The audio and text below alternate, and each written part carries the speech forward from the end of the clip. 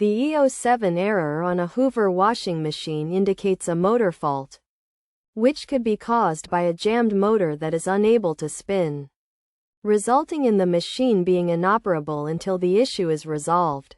Common causes of this error include problems with the motor or its wiring, as well as a faulty door lock. To fix the issue, it is recommended to first check the motor by pulling the washer out and removing the back panel, which will provide access to the motor.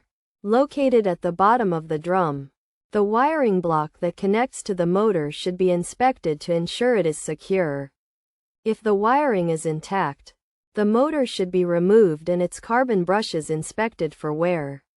If the brushes are worn out, they may need to be replaced. And if the motor itself is faulty, it will also require replacement.